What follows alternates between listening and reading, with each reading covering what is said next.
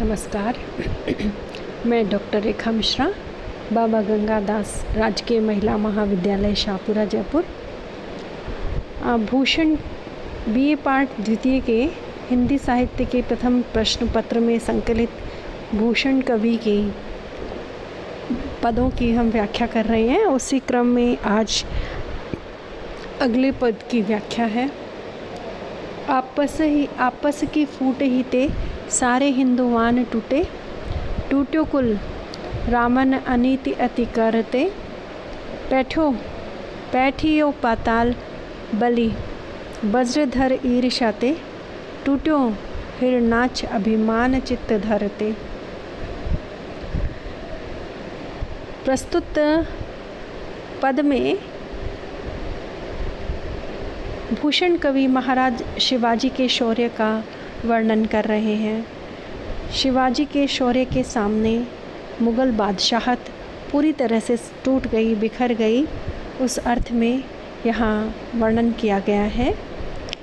और जो हिंदू राजागण हैं उनका किस तरह आपसी ही झगड़ों के कारण विनाश हो गया, उसके बारे में बताया गया है कि हिंदू राजागण जो भारत में यहाँ राज्य करते थे, आपस में ही लड़ करके उनके आपस की ही फूट के कारण, आपसी द्वेष, ईर्ष्या और आपसी लड़ाई के कारण सारे हिंदुस्तान से हिंदू राजाओं के साम्राज्य टूट गए, समाप्त हो गए। जैसे कि जो रावण बहुत बड़ा जिसका परिवार था, वंश था और बहुत विशाल साम्राज्य का स्वामी था, लेकिन अत्यधिक अन्याय करने के कारण उसका पूरा परिवार नष्ट हो गया, उसका पूरा साम्राज्य समाप्त हो गया। उसी तरह ये हिंदू राजा लोग जो धीरे धीरे अपने आप को शक्तिशाली समझने के कारण जनता से दूर हो गए थे और आपस में ही लड़ाइयाँ कर रहे थे, वो धीरे धीरे समाप्त हो गए। पैठियो पताल बलि बल वज्रधर ईर्षाते, पैठियो भेज दिया, पहुंचा देना। कि जो राजा बलि हैं, दानवों के राजा बलि थे, बहुत वीर राजा हुए हैं, लेकिन उनकी अपने ही भाई इंद्र से, वज्रधर इंद्र, अपने ही भाई इंद्र से उनको ईर्ष्या थी और वो नहीं चाहते थे कि राज्य इंद्र और उनमें बांटा जाए। वो एक छत्र राज्य करना चाहते थे और अपने ही भाई इंद्र से ईर्ष्या करते थे। इस कारण उनका भी विनाश हुआ और उनको पाताल जाना पड़ा। आप सभी जानते हैं कि वामन अवतार हुआ और वामन ने 3 कदम धरती में ही सब कुछ नाप लिया और बलि फिर पाताल के राजा बने। बलि बहुत वीर साहसी राजा थे, लेकिन वही है कि जैसे ही वीरता और साहस और ये सब जब सद्गुणों के साथ होते हैं तो जनता का हित करते हैं, लेकिन जब इनके साथ दुर्गुण आकर के मिल जाते हैं तो निरंकुशता आ जाती है और निरंकुशता जनता के हित में नहीं होती, आम जन को तकलीफ़ देने वाली होती है। टूट्यो हिरणाक्ष अभिमान चित्त धरते, राजा हिरणाक्ष हुए हैं। हिरणाक्ष राजा ने अपने बल का बहुत घमंड था, वो जहाँ चाहे वहाँ घमंड कर सकते थे और उन्होंने धरती को भी, ऐसे कहते हैं कि पानी में डुबो दिया था। तब वराह अवतार हुआ और हिरणाक्ष का वध हुआ और धरती का उद्धार किया गया। तो शाब्दिक अर्थ सिर्फ इतना ही है कि हिरणाक्ष जितना भी जैसा विशाल वीर राजा, बहुत बड़े साम्राज्य का स्वामी भी अपने हृदय में अहंकार करने के कारण समाप्त हो गया।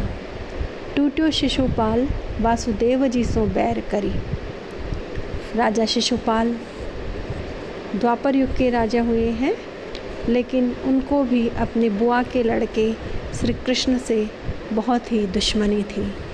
उनकी वीरता से द्वेष था और इस कारण जहाँ भी कृष्ण और उनका यश गान होता था, वहाँ शिशुपाल को अच्छा नहीं लगता था और वो उसकी बुराइयाँ करने लगते थे। ऐसे ही शिशुपाल भी श्री कृष्ण से बैर करने के कारण समाप्त हो गया। टूट्यो है महिष दैत्य अधम विचरते, और जो राजा महिषासुर हुए हैं वह दैत्य वंश के राजा हुए हैं और अत्यधिक अधर्मी हुए हैं। बल के साथ निरंकुशता आने से अधर्म आचरण करने वाले हो गए, लेकिन दुर्गा जो शक्ति है उन्होंने महिषासुर का वध करके उन्हें समाप्त कर दिया। राम कर छुवन ते टूट्यो जो महेश चाप, जो शिव का धनुष था पिनाक, जो सीता के स्वयंवर में रखा हुआ था, और शर्त ये थी कि जो भी इस पिनाक की प्रत्यंचा को चढ़ा देगा, प्रत्यंचा खुली हुई रहती है और प्रत्यंचा चढ़ानी थी, धनुष तोड़ने की शर्त नहीं थी, मात्र प्रत्यंचा चढ़ाने की, उस पर डोरी चढ़ाने की शर्त थी सीता के विवाह की। लेकिन जैसे ही राम ने शिव के धनुष को थोड़ा सा मोड़ा डोरी बांधने के लिए, वैसे ही राम के हाथ को छूते ही वह शिव का धनुष टूट गया। इसी प्रकार पातशाही शिवराज संग लरते, कवि भूषण कवि ने इतने सारे उदाहरण देकर के ये समझाना चाहा है कि जैसे ये सब हुआ है, ऐसे ही बादशाहत जो निरंकुश हो गई थी, अत्याचारी हो गई थी, हिंदुओं पर तरह तरह के अत्याचार कर रही थी, वह बादशाहत महाराज शिवाजी के साथ लड़ते लड़ते पूरी तरह से समाप्त हो गई है। इस बादशाहत की परास्त होने का उदाहरण कि शिवाजी के शौर्य के सामने परास्त हुई है, इसको उन्होंने हिंदुओं की आपसी फूट, रावण के अन्याय, बलि राजा की ईर्ष्या, हिरण्याक्ष के अभिमान और शिशुपाल के वैर दुश्मनी और महिषासुर के अधर्म आचरण, इन सारे उदाहरणों को देते हुए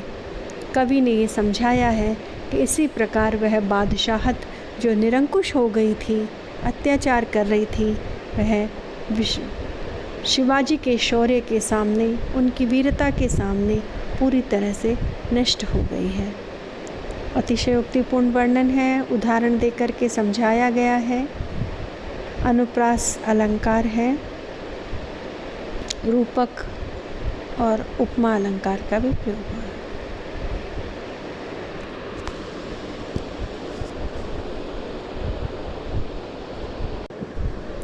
अगला पद है भुज भुज गेस की वै